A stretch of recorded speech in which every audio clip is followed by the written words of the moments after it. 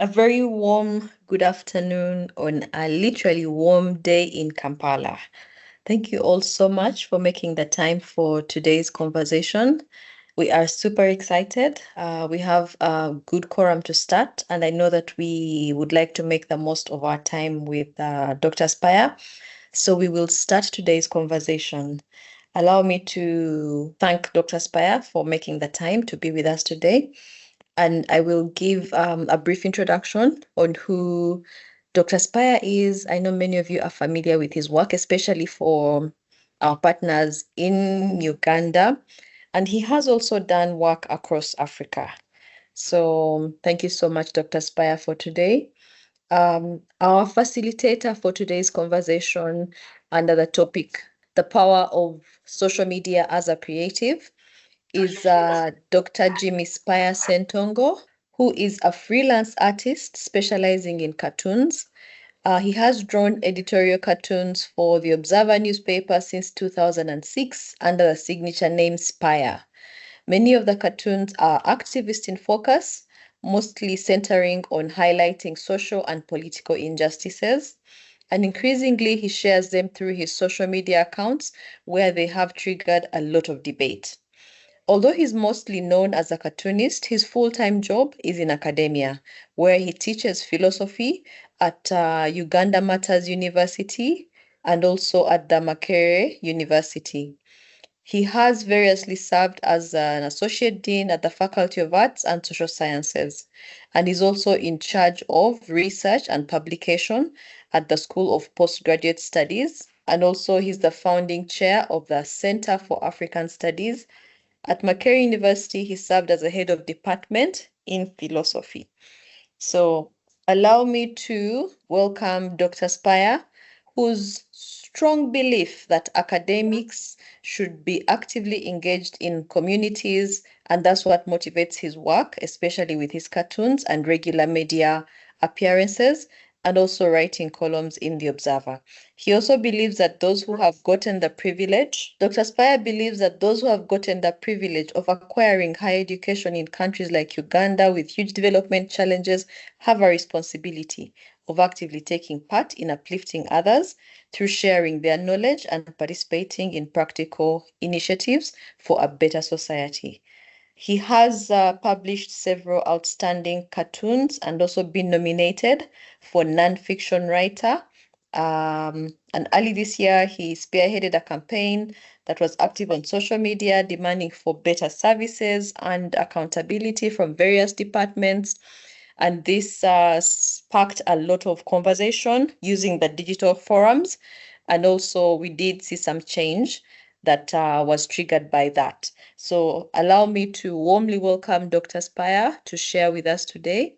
Dr. Spire, thank you so much for being with us, and over to you. Yeah, thanks for this invitation, Elizabeth, for me to talk about basically my experience on using social media and how social media can be used by creatives, or social media can work as a creative space for us to do quite a number of things, a wide range of things, maybe beyond those that we have imagined or beyond those that we think are possible, because there are certain ways in which people think of social media, even after we have seen some of the things that it has done in different spheres, be it how it has been used to promote the arts, how it has been used for voicing different concerns, for activism, for speech, for different kinds of groups that otherwise did not have a medium of expression, a space for speaking out. Even after seeing many of the things that social media has done or people have done using social media, some of us remain with doubts whether we ourselves can do something using it, or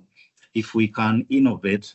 And there are even a number of, I would call them stereotypes that people have about social media that keep them away. And I'm not trying to argue that everyone should be on social media or everyone should use it, that maybe we could look at it differently in view of what it can do and in view of some of the ways in which we might be wrong in thinking about it the way we do. So I'll basically use examples from my own use of social media, both in activism, but also in other ways, basically to communicate whatever I think or I feel I have to communicate.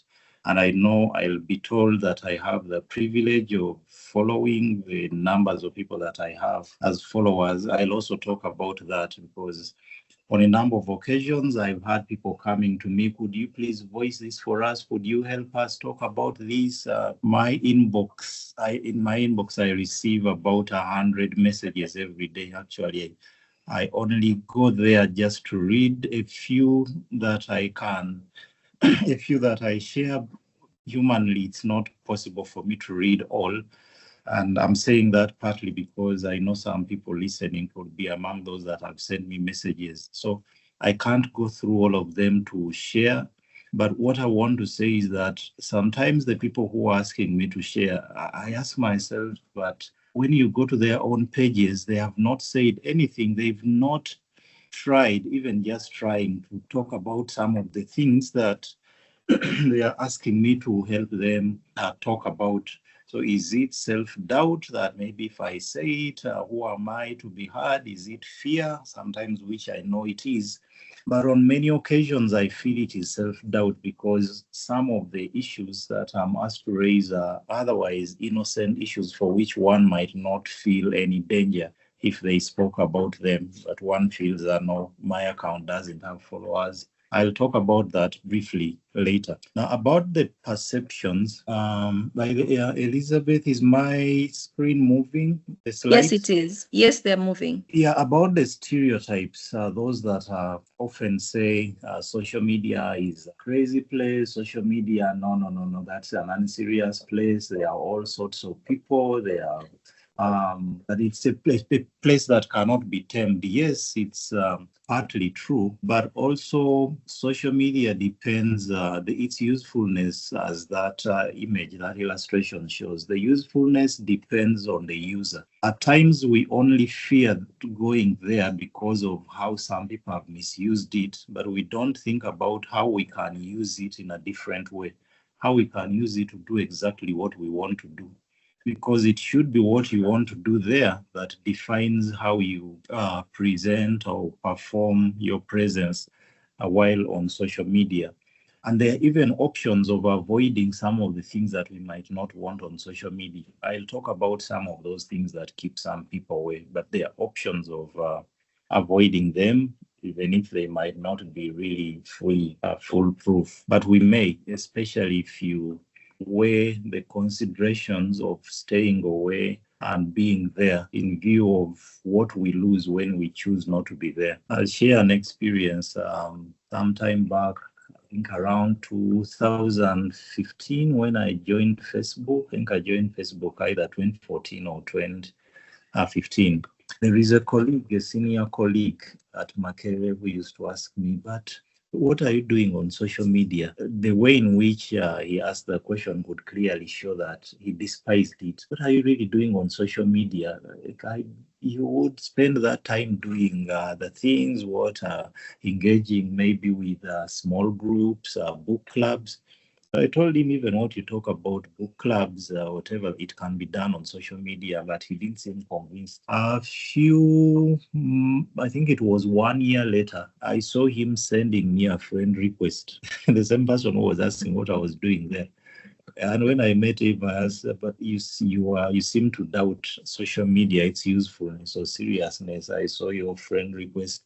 He said, well, somehow we get pushed into joining even when we might not want. But I'm also starting to realize some of the things that it can do. As an academic, even if I don't consider the activism, as an academic, there are many things that I've been able to do with social media. For instance, promoting my scholarly writings. It doesn't make any sense writing, let's say, a book or writing a journal article, and you simply publish and forget about it, not caring who is going to read. But if I've seen some other academics do it actually from other countries, especially that once they publish a paper, they share it on their X or on their Facebook, and the same would apply to almost anything else that one would want to do, for as long as it involves reaching out to people, as long as it involves communication, as long as it involves trying to express or to sell something, selling in the sense or not in the commercial sense, although even for that it can do it, but selling in the sense of trying to promote a particular view, trying to make people understand a certain thing the way you may want them to. We see here that it's the same bucket that these two people have, but one can use it for the first purpose we see in frame one, another can use it for collecting water. And perhaps we could still argue that in both cases it's being used. But I imagine you can understand what I'm trying to communicate behind that. In some ways, it could be wasteful use. In some ways, it could be use that is productive. Basically, what social media does for us is to provide us with a platform. That is how I look at it. Social media, be it TikTok, be it Facebook or X or Instagram or name it, they just give us a platform. And with that platform, it's us to ask ourselves, what do I do? Knowing that there are so many people in the audience. The audience is whoever can access us on social media. There are millions of people on these apps. So what do I do in the presence of those millions of people? How do I want to package myself? How do I want to be understood? What do I want to tell them? So when you get that platform, it's what you do with it that determines what the platform is going to do for you. Some people will go on that platform and simply I think we have experienced this at events, workshops, conferences. Someone is present but totally quiet. That is the platform which is empty. Someone is present, they've traveled a long way, but they don't say anything. They simply listen. Even then you have gained. But in terms of maybe being known, understood, networking, you might need to say something. But also in those conferences, there are people who will raise their hands incessantly and say something that doesn't really add anything, where you just irritate those who are listening. Now, those are the platforms where I find one has been there for long, they have been talking, they have been active, but no one seems to be interested in following, no one seems to be interested in engaging whatever they say. Because, as I will say later, social media is extremely busy. Although it's a platform, the podium here is presented as though it is just waiting for someone to speak, and the audience is presented as though it is one that is waiting to listen to whoever speaks. But this is an audience that is extremely busy. This is an audience that is extremely engaged with so many things, both the useful, the useless. It's about how and what you do when you're on the podium that will either attract attention or simply turn people away from listening, away from your podium. I want to emphasize the fact that there are so many people there. Just like a producer of anything would care about the market, would care about the number of people that could possibly buy what they sell, they look at the numbers. So on social media, when you're looking at the numbers, you're asking yourself, what can I do with these numbers? What do I want to sell them? What do I want to say to them? Some of us will look at the numbers and say, well, that is just useless. It's just about having followers, and I don't think it makes sense to me. But for as long as you want to communicate, I don't think it would make sense for one to say that those numbers do not matter. When you look at those cartoons, Liz, are you able to see the cartoons on the screen? Yes, I can see them. Reaching so many people. Yes. Yeah, when I can see them. Yeah, good. When you look at these cartoons, I shared one of them, the first one in the first frame. I shared it yesterday, and I took that screenshot yesterday. The one in the middle, I shared it. I tweeted it the day before, and the other one, I think, about 3 days ago. Now, if you look at the one that I shared yesterday, and for which I took that screenshot, I think about 3 hours after sharing, 3 or 4 hours. There were already 145 comments it was shared then at that point by 442 people, 442 people, and liked by 1.8 K people. It had 38,000 views. This matters in terms of who are you talking to, in terms of who is following or reading what you're saying. When I draw such a cartoon, it's meant to communicate something. When you draw a piece as an artist, you would want, even if it's commissioned for commercial purposes, you might want people to see it so that you're able to, once you're known, people will look for you. But if it's for a particular initiative, let's say activism, it's to send a message, the number of people that see, in fact, there is another effect that is not reflected here. Those that will share it on other social media platforms, those that are going to pick it from here and share it on WhatsApp, share it on Telegram and other apps, that means that your message is going far and wide. Now, there are some people who ask me, also related to the one I told you about earlier, the academic who was asking me, what are you doing there? Some who ask, oh, but as an academic, does this add to what you're doing? Now, when I write a journal article, the mode of publication that is expected of us as academics, we mostly publish in journals and you publish books or book chapters.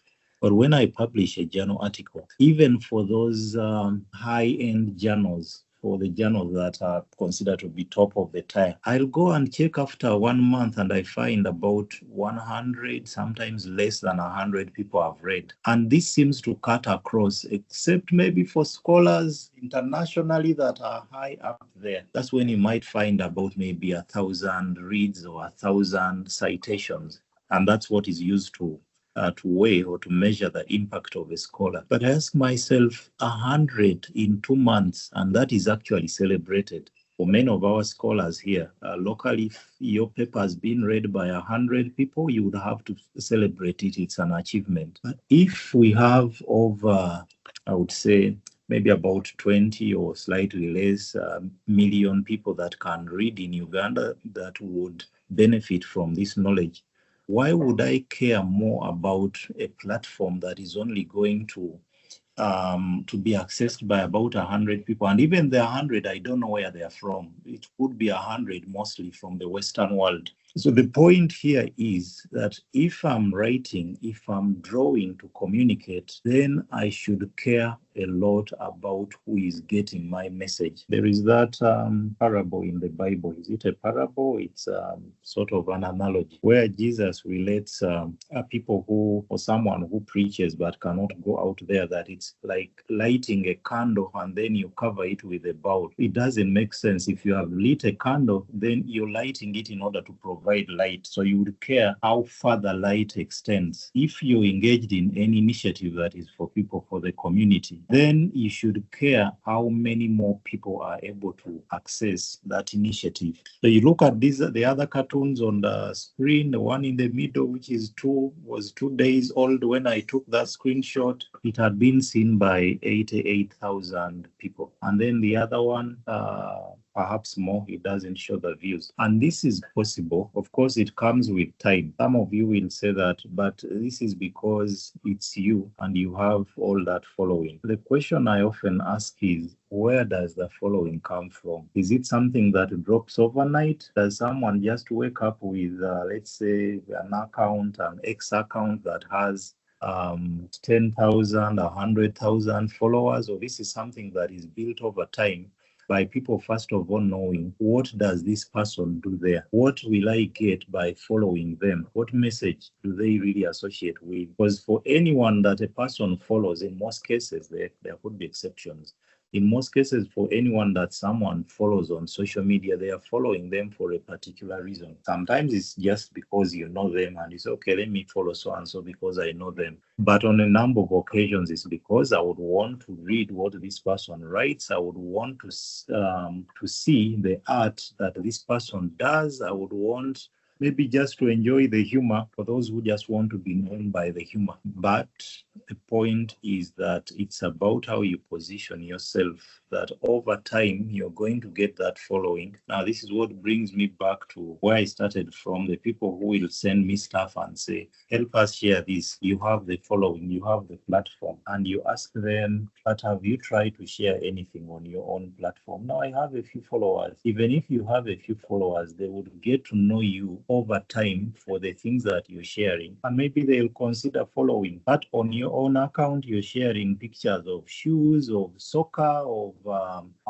whatever it is. Yet when it comes to messages about what you want to change in your society, you send them to another person. You share this for me on your own platform that you can build to be able to speak for yourself with more autonomy. You're sharing shoes, bags, and I'm not saying that it's wrong or bad to share that. Maybe it's your business, but quite often you find that some of the people who are asking to help them send a message, reach out to share it, they are not making as much effort to be able to do the same on their own accounts. I took a few screenshots here for an example. Of course, I should have blurred the names, all the names, maybe apart from two.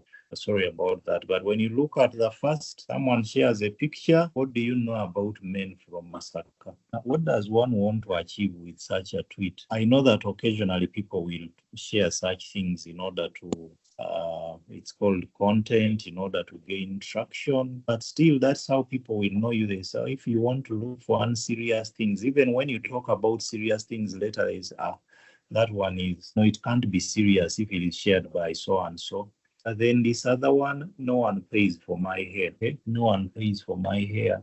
So, although you could say that maybe as an artist, this person is also just trying to gain attention, but the attention could be gained by doing other things which are equally captivating. But there is this example here in the middle of an artist that is sharing their work. Hello, call me Kwizera from Uganda, who draws, illustrates, paints, portraits, and live murals. If one is interested in art, of course they'll say, let me follow this person. And they will always look out for, whenever they want something to do with art, they would look out for this account for that particular purpose. One would say, okay, Kwizera is an established artist. He's a painter that everyone knows. Why would he even have to share his work there?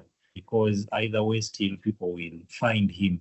But I think it's more than that. There are those who are not interested in buying your art necessarily, but they can learn a thing or two from what you're doing, because there are many reasons behind the sharing. It can be for purposes of inspiring others. When I first saw the work of Kwizera, I saw it on Facebook. That's how I got to know him. Yeah, but I was held by the way he works with the colors, the way he, like, everything seemed awesome about his work. And hadn't it been for Facebook, maybe I wouldn't have gotten to know him if I didn't attend those events where he paints. But he decided not to cover his candle with a bowl. He decided to share what he does out there. And I'm sure there are many other artists that have been inspired by his work. There are many great artists that you never find. There are colleagues, cartoonists, whom you cannot find anywhere on social media for their own reasons.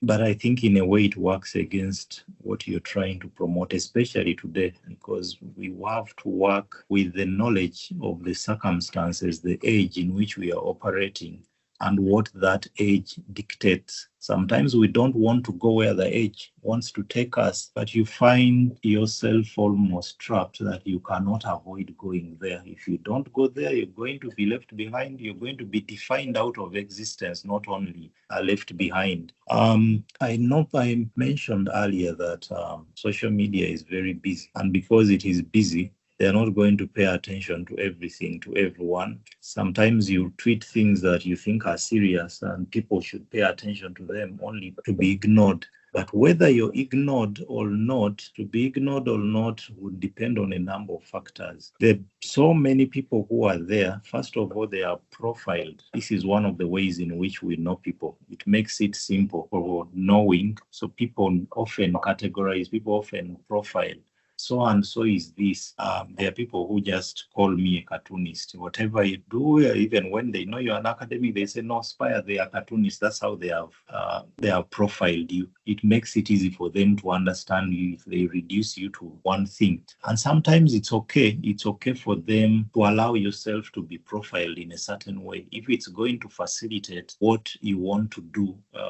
With being known in that way, the people will be scanning through the heaps of information that we are overwhelmed with today, that we are bombarded with from morning to evening. They are looking for something to pay attention to.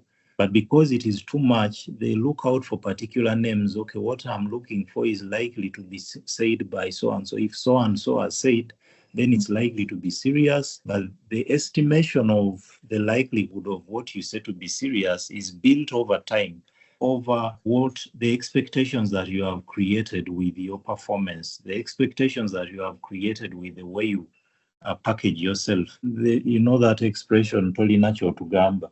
There are some people who will try to talk, and that's the kind of attitude. Spire, you're going to translate that into English. We have some listeners from across Africa. Oh, yeah, sorry. Toli nacho tugamba literally means you have nothing to tell us. It is a part of, I don't know how I would call it, sort of not just street language, but some of the phrases that are popularly used in Uganda. You would stand up to talk, and people are like toli nacho tugamba, or for a person whom you don't think is worth attention. It's the attitude that they would be met with. When you post things and you ignored, it's like people are telling you to inacho to gamba, sometimes because they don't know you for anything, or they know you in a certain way and they don't really think you should be crossing to where you're going. You're talking about politics, they know you for poetry. They know you for bidding. I say, now what does this bidder want to tell us about poetry? But if you want to be the versatile person or the polymath that people know for many things, then that is also built over time where they know, okay, this one, even whether they are talking about music or painting, they have an idea they are worth listening to. And all this is on the backdrop of being mindful of the fact that people are so busy with a lot, that people are always overwhelmed. People have an oversupply of things to pay attention to. Those who came before us, the writers, for example, they had the advantage of the fact that there was limited information. There was limited audience, even the platforms where that information could be shared. So if one published a book, the book almost instantly became a hit, even if it was not so good, not exceptional, because there wasn't much to compete with. But now, even when you're saying sense, you have to be discovered through efforts of digging through heaps and heaps of junk for your sense to be discovered. So it means we have to make an extra effort to be found.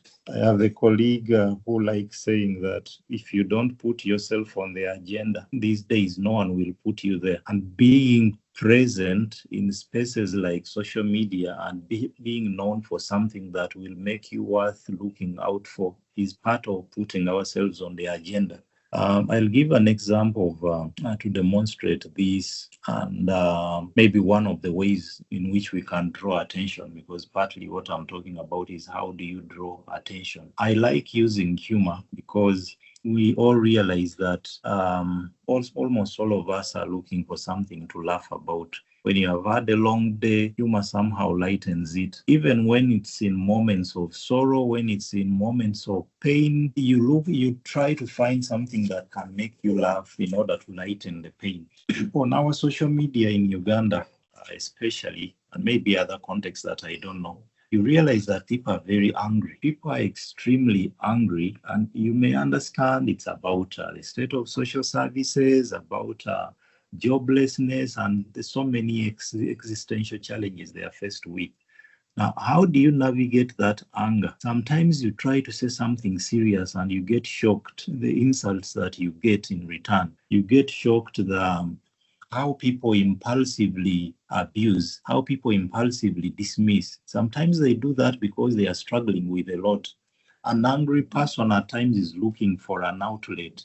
they do not have, in psychology, it's called displacement. I don't have access to the person that is causing my pain. So I transfer the pain towards the one that I can reach. So where I would have reached out to my oppressor to maybe annoy them, I'll annoy the one who is under me. The typical example given in psychology is you're annoyed, you're angered by your boss at your workplace. You can't do anything about it. You can't do anything to your boss. So you go back home. Let's say your wife is less powerful. You oppress your wife. You turn the anger to your wife. You back at them. Your wife may not be able to get back at you. They transfer the anger to the child. The child might not be able to get back to the mother. They transfer the anger to the cat at home. They meet it in the corridor and they kick it.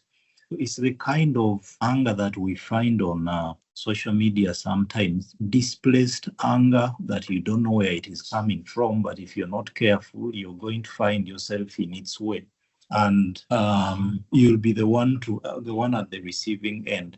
So I find humor to be one of the ways in which that anger is lightened and through which you can expand your audience. I'm not saying that everyone should be joking all the time, but there is a way in which we can creatively package what we are saying, make people laugh or to make people entertained. But in the process of being entertained, you're passing on, you're communicating what you want to say. There is this Irish writer, famous Irish writer, Oscar Wilde. He has there is a quote from him that I like so much. He says, if you want to tell people the truth, make them laugh. Otherwise, they will kill you, especially if it is an inconvenient truth. If you don't say it through ways that are funny, they'll kill you for it.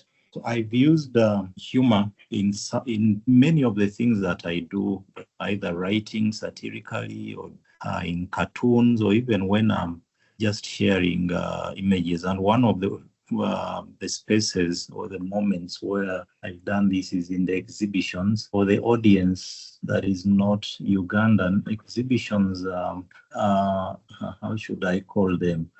They are a form of protest that we have used in Uganda. We have innovated in Uganda, where we call upon people to show whatever they are uncomfortable with. And one of those that went viral was the Kampala pothole exhibition, where we exhibited potholes in Kampala at a point where it was overwhelming. The potholes were really, really too much everywhere. And I felt like we had done all that we could do. We had spoken by other means. We had used all the formal channels of petitioning, of talking about it in Parliament, but it seemed it was not being heard. Now, by calling on people to share pictures, images of potholes, whatever pothole they would come across, it was entertaining and everyone was invited. They felt welcomed. Even those in government, they would find themselves sharing a picture and maybe remember afterwards, oh, I shared the picture and I'm on the other side. But the entertainment in it is what attracted so many people. The humor, as you see, for instance, in this image, the image would be an ordinary one, maybe that one would see and just pass, or just a big fish. But when I got this image, I asked myself, how do I communicate something about the potholes using the image? Because the image is catchy. So one will come, oh, a big fish, and then they'll have to read what's up there. What is the caption? The caption is, of course, an exaggeration that this is a fish caught from one of the potholes in Kampala. But I know the kind of feeling that it would attract on the other side if you're the one responsible for Kampala, if you're the ED of Kampala and you're seeing someone saying that this fish was caught in a pothole in Kampala, you would really feel pushed to do something about it. Or this one where, that quote that I picked from Mazrui, if you see someone driving straight in Kampala, he's either a visitor or he's drunk, meaning that in Kampala, you cannot drive straight because of the potholes. You would have to keep dodging potholes. This lightens the moment in that you're telling the truth, but in a way that will not make someone kill you. Still, they might kill you sometimes. but they'll find themselves also laughing about it. You mobilize people to laugh together with you, but in the laughter, you're saying something that, hey, this is unacceptable. This is too much. But the too much can only be expressed by showing how crazy it is that we can even permit such a thing to happen. But basically, you will be able to do all this, or whatever the devices, the means that we choose. It all depends on your understanding of the audience that you want to reach. The first thing that you do is to understand, what do these people like? What makes, if it's about humor, what makes them laugh? Who are they? What annoys them? It's only with that understanding that you'll be able to communicate effectively. But without that understanding, you'll keep wondering why you're being ignored.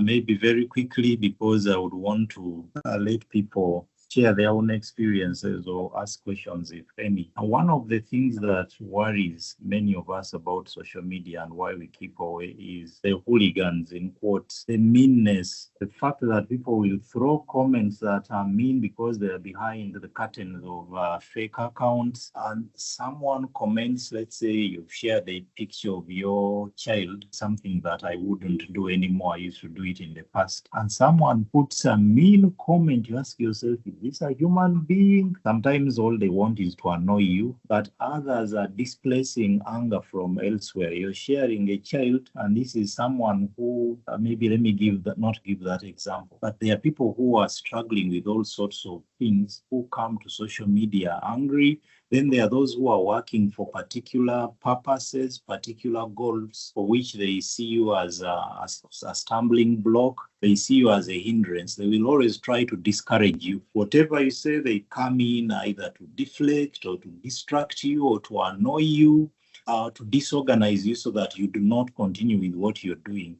How to respond to this, it depends on a number of things. One, on our skin, how thick it is. Some of us easily get bothered by such things. The first time I was attacked by bots, I felt like, no, I should get out of this space. But it's out of constant habituation of going through that you also get hardened, and you learn what to ignore, you learn what to respond to and what not to respond to. You learn that sometimes when you give certain things attention, you're giving them visibility, you're helping others to see them, because when you comment, you take your traffic to that comment, you take your traffic to whatever someone has said, and you unnecessarily give it attention. But there are also a number of options that these spaces have. Blocking, unfortunately, X has made blocking it has made blocking almost meaningless. I'm one of those people that block a lot. And if you ask me the reason for blocking, I'm on social media to be able to do certain things, to be able to share certain things, but also because I stand for some principles. Now, when I realize that we don't have anything in common, and on top of not having anything in common, that your presence in my space is more of a liability. You don't add anything, you're only taking away, and you make it difficult for me to do what I want to do. There is no reason as to why I should keep you in my space, even for my own mental health. So I choose the audience that I want. I choose who to let in and who not to let in. I choose who, as someone said, there is a very interesting book I would recommend by Westera. The title is The Digital Turn. He says that the act of unfriending on social media, the act of blocking, is an act of cleansing. It's an act of saving your space from things that make it dirty or from things that make it unable to do what you want a space to do. So I use blocking a lot, and I don't necessarily block people because we disagree. I would really love disagree where we can argue with the person. There are so many people I disagree with whom I've not blocked, because we'll have an argument, we'll discuss, we'll debate, I learn something sometimes, or at times we just agree to disagree, but I keep them there because disagreement is healthy. Arguments or debates where we fall on different lines are healthy, but where one, for instance, consistently responds by insulting, there would be no reason why I keep them there. you fail your own purpose. You'll not be able to do what you wish to do there by allowing such people to be there. We have to be careful who we respond to, who we befriend, whom we bring close, whom we make sure that they are not anywhere near what we do, but also to have the art sometimes taking a break. Much as I say all this about social media, I'm also aware that social media can be a cost on our mental health. We can really pay a heavy price for our presence on social media for some of the things that we withstand. The insults, at times you might just wonder, how does this person bear with all these insults? And it might appear as if they've developed a thick skin, they don't feel it. But after some time, it takes a toll on you. It doesn't really leave you the same. So it's really healthy to learn when to be there, to learn when not to be there, to learn when to take a break, or as in that famous song, Gambler, know when to walk away, know when to run for the sake of your mental health, because without it, if people manage to send you mad, you will not be able to do whatever has taken you there. Yeah, that's what I briefly would wish to share from you, but I'm also happy to hear if you have any questions or comments or any other observations. Thank you so much. Wow, a round of applause, emojis, thumbs up, hats to you, Spire, for such an engaging and very spot on presentation. I know that there are a lot of comments and reactions, both in the chat and also from everybody who's online. Thank you for addressing all the pertinent issues such as bullying, privacy concerns, the difference between the artist and the brand, being aware of your audience, also the potential for addiction, because social media can be quite a busy space, and how to keep up with the trends. There's always so much happening. I would like to, I'll read a few comments in the chat, and I'd like to invite anybody on the conversation who would like to ask a specific question to Spire so that we can utilize our time as productively as possible.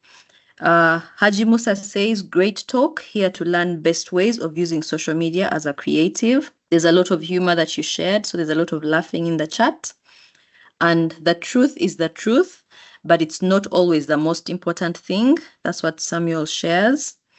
And blocking on X is a form of cleansing or detox.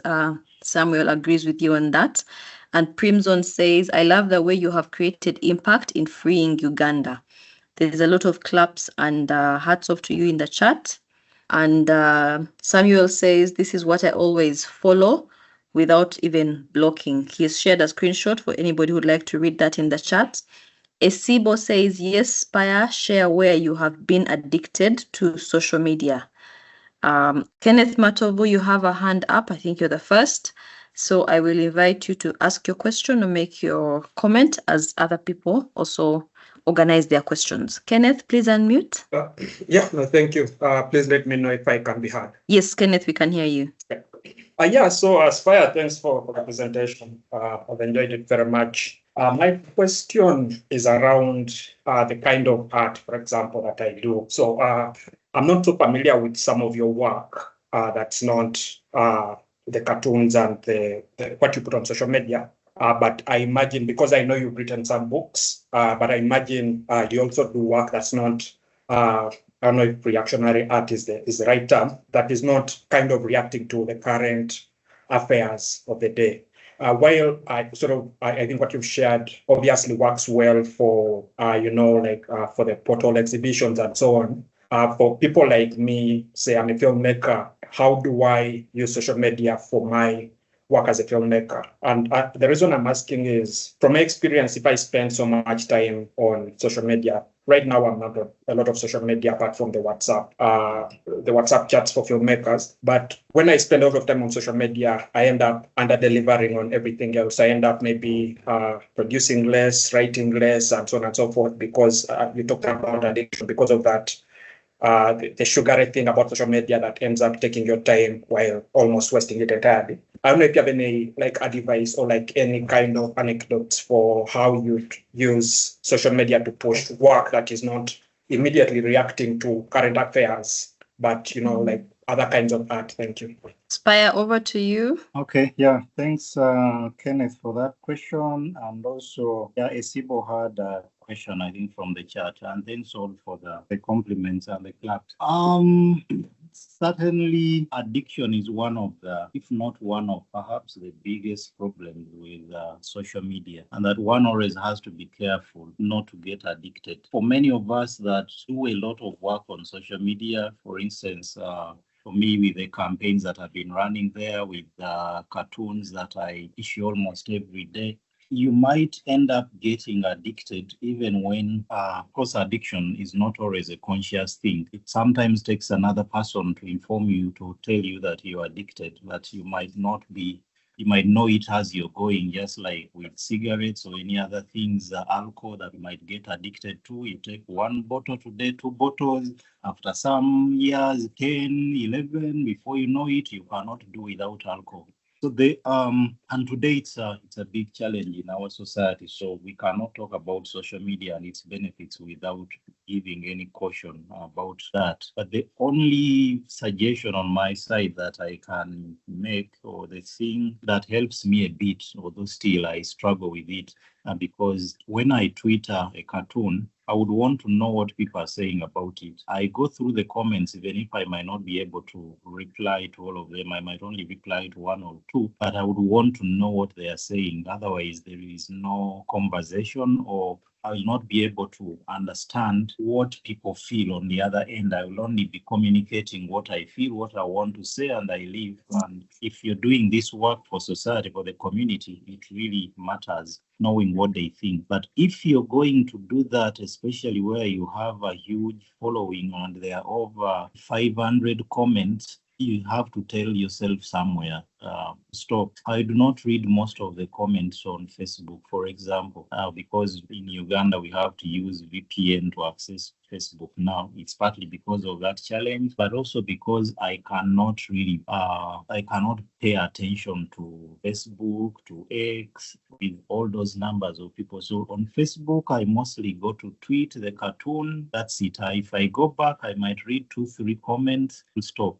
I've also made a decision not to join some other social media platforms. I'm not on TikTok, and it's not to say that it's bad. It's a platform that must be interesting from some of the videos that I've seen people share, but I made a decision not to go there because if X is already too much, why would I add another? Maybe if you have an account manager, an administrator who is going to run them for you. But for me, the things I do, they require personal engagement. I cannot ask another person to do them for me. So it has been by a deliberate effort to tame myself on how far I can go in engaging what people say, in engaging, reading feedback, the messages that I mentioned earlier that I get in my inbox. I care so much and I feel so bad to see that a person has taken their time. Some of these messages are about 2 pages. Someone has taken their time to send you such a long message about a painful experience that they want you to share. So it feels bad that I'm unable to read all of it. I'm unable to share it because there are so many that I have to think about my own mental health. So I just say, no, this one, I'll just choose to stop somewhere. But it takes a lot of willpower. It takes a lot of discipline, which I cannot claim I have acquired. You always find yourself having to go back, having to be there sometimes checking past midnight. Because you have to keep with a certain conversation that you do not want to leave you behind. The people who design the apps design them to be addictive because that is how they make money. The more time you spend on YouTube, the more time you spend on TikTok, the more money they make. So addiction is business for them. So on our side, we have to know what we can gain from using the platforms, but at the same time not fall into the traps what the platforms come with. How to do that? We can use different innovations. I just shared what I do, sometimes taking breaks. Maybe I'll stay away for a week. I'll stay away for this time, or I just disconnect at this time of the day. But it also depends on what you do with social media. It might not be the same thing for everyone. Any other kind of art that I do there? Yes, do with art, I mostly do cartoons. Other forms of art, I paint, I do portraiture mostly, but I don't really have the time for it, so I rarely do it. But still, even for that, it benefits from my social media presence that when I share the portraits I have done, I get more people who are interested, who commission me to do other works. So if you say, I don't know whether I got you right, that you're a job maker, I think you would benefit a lot from your presence there as a job maker. You Film, can filmmaker. film or film, yeah. Yes. Or if it is a filmmaker, sharing some of the films that you make, if they are your own films or if you want to promote them, I think film would benefit a lot from promotion, sharing the trailers or what. I've seen people make stuff, wonderful stuff, but you never find it anywhere. It's like they're waiting for you to find them. But as I said, the world is so busy now. Everyone is busy with whatever the addictive apps are keeping us attending to, that if you don't showcase what you're doing, you might not be seen, and you cannot count on the excellence of your work alone. You have to also look at how much you put in to be found. Yeah, that's what I could say briefly. Thank you, Spire. We'll take a question from Haj Musa. Thank you very much, Spire. Hello. Hello, we can hear you. Please make your question precise. Okay, I just wanted to find out. I usually follow him on his X, and I find that he replies to the first 2, 3, or 4, 5. So I wanted to find out from him what tempts him to reply to the first 2, 3, or 5, even when they not necessarily make sense, but he does not, reply to those ones that that come after. Over to you, Spire. I didn't know that you someone sees that. Well, it's usually because usually I'll stay there for some few minutes after tweeting. So those few minutes when I'm still there, I'll most likely respond to the first people to comment. Of course, not everyone. I respond if there is need, usually for clarification. If it is our good work, what I might not respond, but if I find need for clarification, clarifying something, I'll respond. The reason I might not come back after, let's say, 200 comments to respond, I know people will be wondering, why does he respond to some and decide to ignore others? It feels bad. You want a response to your comment, but you see I have skipped it and gone to respond to the 100th person. It is better for me to ignore all those that come after the first. Okay, not to ignore, but not to respond. But I read. Not all of them, but a couple of them, although I may not respond. Thank you. Sarah Sitenda in the chat is asking, do you sometimes receive threats from government because of the activism cartoons? Activism. Yeah, on some occasions, yeah, the threats have been there. Some direct, some through other people, or some that you learn from the very circles where the threat is coming from because someone cares. The good thing about doing this kind of work that is pro people or for things that many people relate with, injustices that many people are pained about, there will always be someone concerned and happy with what you're doing, even from within. So you'll get, for instance, a soldier to tip you off to tell you that this and this is what they are planning. You'll get someone from within the unit that you're exhibiting to tell you this is what is happening, this is what they are discussing in our WhatsApp group, and they even send you screenshots. Yeah, so those threats have been there. Yeah, that's what I would say. Then there's another question from Emma. He's asking, does one need to specialize in a specific area of interest or deal with multiple affairs while building a following? I have no particular answer for that, but it depends on how you want to position yourself. Depends on what you want to be known for, what you want the public to categorize you as I said earlier. The public is always keen to know you in a certain way and in a way that is as simple as possible. Being so many things makes it difficult and people get confused. Sometimes I comment about music. Like recently I've been sharing my list of songs, my favorites, and you find someone asking, but now Spire, what are you doing with music? Let's go back to activism. That is where we want you to be. So you feel at some points that you're being policed now. The public has owned you and they want you to be somewhere where they want you. you no longer have the freedom to be yourself and speak about other things you're passionate about, not just what the public wants you to talk about. But myself, I would say I talk about all sorts of things. I talk politics, I talk art, I talk music, I talk social things, and if you're consistent with that, they get to know you that way and it stops bothering them. They just know, okay, that is who this person is. And I also don't think one should deliberately labor for following to get a following. Yes, it matters a lot, as I've emphasized from the beginning. But if our sole aim is to get a following, we end up doing things that we would otherwise not do. That's when you see someone sharing strange or weird things just because they know they are going to be, it's sensational, it's going to attract a lot of traffic. But after some time, you'll go back and look at some of the things you tweeted. You ask yourself, did I really have to tweet this just for following? So we should think more in terms of what do we want to achieve? What do we want to be known for? What do we want to communicate? How do we do it in such a way that it is going to be captivate, it's going to be interesting to the audience who want to reach, that is going to catch their attention. Yeah. All right. There's another question asking whether you have plans to exhibit the good and the best about Uganda. I guess they're saying about the other side of the portal exhibition. And then another question is about the risk of hacking or stealing of accounts and impersonations, a case for X.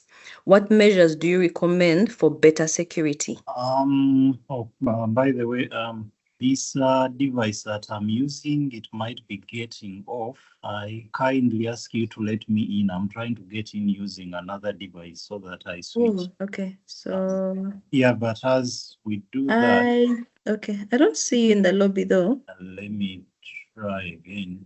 But it shows that it's waiting to be let in. Anyway, let me see how far this goes. I reconnect if I go off. Okay. But also you can, on the other one, just log off and log in again on the other one. Sometimes the network stalls and then that doesn't come through. All right. About the good side, exhibiting the good side of Uganda. If you noticed, all the exhibitions that I spearheaded, including those that we did together with Agora as part of Agora later, the first call usually emphasizes that we can exhibit the good, the bad, whatever you want to exhibit about that particular sector. But because naturally people will tend to talk about things they are uncomfortable with, you find that it is more of the bad. But there is no one we have stopped from sharing any other side.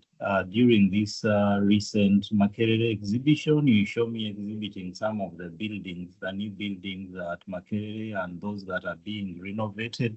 So the exhibitions are always open. Actually, I don't own them. What I like about them is that with time, they have acquired a life of their own, such that anyone can exhibit, anyone can participate in the form they want. The only things I wouldn't encourage, trolling during exhibitions, unnecessarily offending, but no one is going to be stopped from exhibiting the good side. And I've seen that during the health exhibition, there were exhibitions of new hospitals and all that. Yeah, so, but it's just natural that people will talk about things that they are uncomfortable with. As the saying goes, the tongue always turns to the aching tooth. You'll have all the teeth in your mouth, okay, but the tongue will always roll going to the one that is aching, the one that brings discomfort. So that shouldn't really surprise us, but it's also good. I agree with the person. There are some good things about Uganda that we can promote. On some of my trips around Uganda, different parts of Uganda, you see me sharing pictures of the things that I see, the interesting things. That's part of promoting the good side of Uganda. Hacking, it's not really an area I know much about that I would give very reliable advice, but what is general or what I have used that I would advise others as some of the tips that we can use. One is to avoid these links that are sent to us, random links. For some of the people that love porn, they're usually porn things. You just see a picture and people rush into clicking them. Sometimes it's job-related stuff or projects or exciting things, but with a link that you have to click, which will take you somewhere. Before you know it, your account is already taken. But also ensuring that we have what is that called? Is it? I forget the term, but where you have protection on both sides. Liz, could you know the term for that? I forget the term, but there are ways in which two-factor authentication. there are ways in which you can protect your WhatsApp, ways in which you can protect your X. It doesn't mean it's totally totally hack proof, but you can try to some extent. I've never been hacked, not even getting close to being hacked. Maybe I'm yet to be hacked, but I've tried as much as possible because I know there are many people who send me information that I wouldn't want to, that they would want to keep confidential. They wouldn't want to be known. On top of removing the traces, I also make sure that it is difficult for anyone, even if they got my gadget. Some people have been telling me your phone can be stolen, even if you steal, you take my phone. I don't think you can do much with it. Yeah. Thank you, Spire. I'm trying to go through the chat to read questions that you've not yet already responded to. Some people are also giving solutions to some of the challenges that some people are asking about. So I'm going to read those that are specific to you. And what does it mean speaking to power through social media? How do you manage the stress that comes with it? That is from Esibo. Let me first try to switch here. The stress that comes with speaking to power, this is of course something that depends on a number of factors, depends on a number of contexts. But this is one of the most challenging things that you can do because it somehow takes over all your life. Like you no longer have leisure time. You have to always be careful about where you go, about who you talk to, about how you behave when you're in certain places. So it becomes very inconveniencing to you individually that you lose your former independence, autonomy, freedom that you have. But it's also something that becomes a lifestyle with time. You get used to many of the things that would otherwise be very challenging. It's part of the natural ways of adaptation for human beings, for our survival. Otherwise, many things would have kicked us. Just like if you stayed in a room that is stinking for some time, the nose stops smelling the stench. It doesn't mean that the stench has left the room, but the body has adapted to the stench, knowing that maybe I'm not about to leave this place. I just have to get to learn how to live the discomfort. Even with the threats, the risks, the anxieties, you cannot really get to a point where you say that now I don't mind it. But you just grow in it until you find yourself at a position where you can live with it to a certain extent. And then Florence is asking, how do you intend to reach out to the common man who cannot access social media using cartoons, especially deep in villages? Yeah, there has been that perception for long that on social media, we are only accessing the elite, we are accessing those who have smartphones, those who can access data, but it's not entirely true. There is an interaction, an overlap of the different media of communication, that what we share on social media somehow ends up in mainstream media. It ends up on radio.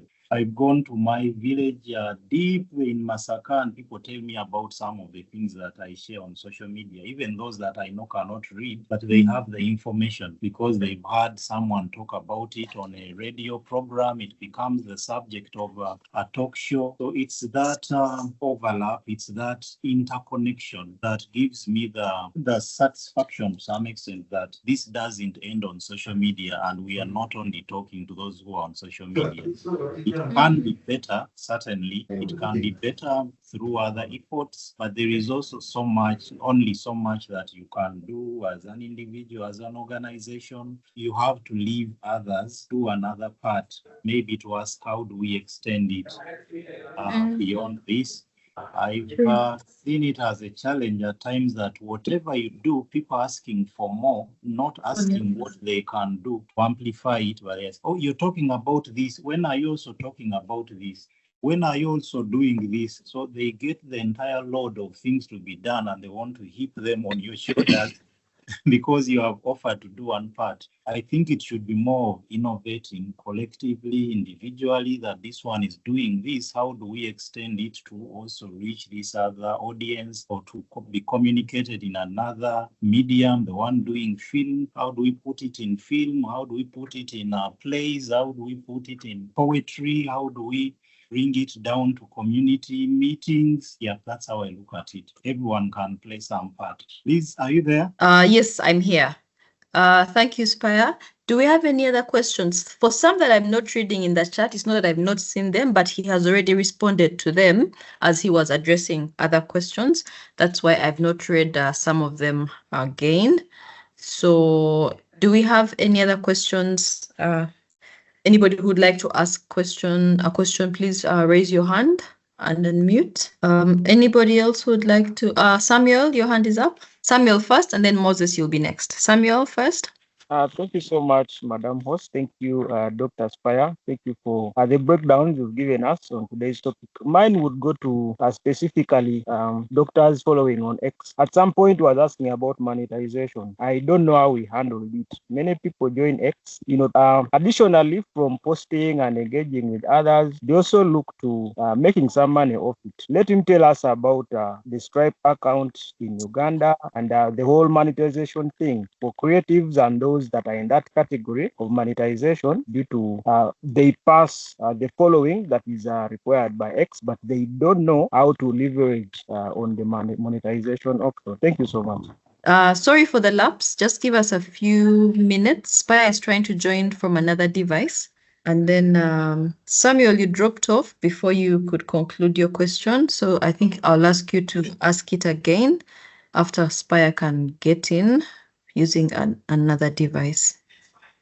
Okay, please. Yes, he's here now. So should I go ahead? Yes, Spire is back in. Samuel, please ask your question again. All right. Thank you once again. Thank you, Doctor. My question was going to X monetization. I would prefer Doctor to tell us about that possibility because I think a few months ago X sent him a message telling him to monetize because he had passed the requirements for monetizing. Monetizing in a simple terms is where you're paid for sharing stuff on X monthly. There are very many creatives on X that have the requirements, to be able to leverage from the monetization option, but they do not know the steps to follow. Let Doctor tell us about Stripe. I know he activated that, so let him take us through it and its advantage per se. Thank you. Okay. Over to you, Spire. Yeah, can you hear me? Yes, we can hear you. Yeah, sorry, the other device lost battery. Yeah, about monetization. Well, this is something that I shared some time back because I was getting many notifications on my email. Please try to open a Stripe account because you're losing. The language they were using was that I'm losing money or that I had money that was waiting. And I was told by some people who have been on X for some time that there was money they were getting. I reluctantly activated that account because I was not really thinking. I didn't want to think of my online engagement or my social media work in terms of something that I should be gaining with or something that I should monetize. Although, of course, it also makes sense that if someone is making money out of what you're doing and they want to give you some of it, it's okay. But I didn't want that to be the primary motivation. So after some time thinking about it, I decided to consider it. Uganda is one of the countries where I think Stripe doesn't work. So one needs an account, but that would be either Rwanda or Kenya or some of those countries where it works, or maybe outside Uganda. I had to ask a friend to open an account for me, but even then, I think some people think that they are big monies that are given by X, and I've heard that some get it, but the money that I've seen is in a month they could give you $13. It comes twice a month. So what I've seen, $13, then $12. So it reached a point where I felt that the one who had opened the account for me maybe could use the money. They had more need for the money than me. I left it for them, but it's not really much money as some people might think. But maybe also that depends on the region where I opened the account from, because mine was opened from Europe, the Stripe account. But I also have to add, I'm not the best person to consult on this matter. So what I've shared might not really be the best advice. Other people who might know how this thing works better. Thank you, Spire. Moses, you had a question, or you had your hand up anyway? Yes, I do. I hope I can be heard. Good afternoon from a sunny Ginger. Spire, I want to pick up from your last point where you said we shouldn't burden you with you being the sole person to carry this load. The baton should be passed on to other people. But next month marks 5 years since the pandemic or the lockdowns that we experienced, and you so vividly in your book Quarantined gave us an insight into what it was like being quarantined, so to speak. And the book is out of print, also you've intimated. I'm curious to know if there's going to be a reprint of the book so that, yes, people can also get to read about what you experienced in that regard. And then as someone who also works as with a medium, an alternative medium, that is film, I'm curious to know what hoops I have to jump through if I wanted to adapt the Quarantined story into a film or a mini series, so to speak. Thank you. Oh, thank you. Thanks. The Quarantined book, yeah, as you say, it is out of print. All the copies that have been printed by the original publisher are out of stock, but the book is being republished by Makerere University Press. So I expect that in about 2 months it would be out. Yeah, I will notify the public when it's out, when it's republished. But in the meantime, I cannot reprint copies because it was What can I that do? was managed by the publisher. The steps one could take if they want to adapt this into a film. There is someone who had actually tried. It's called Alan Odong. He had tried, but at a certain point, I don't know what happened. I think he got some challenges. But for me, it is okay, because the more people hear about this story, the more the story is shared, the better. It's basically about what we went through being quarantined and what Uganda experienced during that period, and perhaps what we can learn on where we missed, where we could have done better. So the more people get that message, the better on my side. So I wouldn't even put a fee on that. I wouldn't. If one wants to adapt it, it's okay. Maybe just notifying me, that would be enough. Thank you. Thank you, Spire. Just reading the last comments in the chat. Olo confirms the allegation about the small money given by Elon, and the rest are responses. Do we have any other questions? Any other questions, comments, remarks for Spire? I know that we booked this time till 4 p.m., but also we don't have to exhaust the time if we have utilized or at least had our good responses from the facilitator. Do we have any other questions from the chat? Thank you so much, everybody. I think this has been an amazing time. Thank you so much, Spire, for sharing in-depth detail and information on your experience on the power of social media as a creative. Thank you all for logging on today. Our next conversation will be next week on Tuesday, and we will be speaking about the creative and mental health. So do look out for the e-poster and the link. We will share that in the same groups that we've been using. Thank you so much once again. And to our friends and partners who logged in from outside of Uganda, thank you so much for sharing and for being on the call. This was absolutely exciting, and wishing you all a wonderful weekend. Thank you, everyone. Have a good weekend. Bye-bye. Bye. Bye.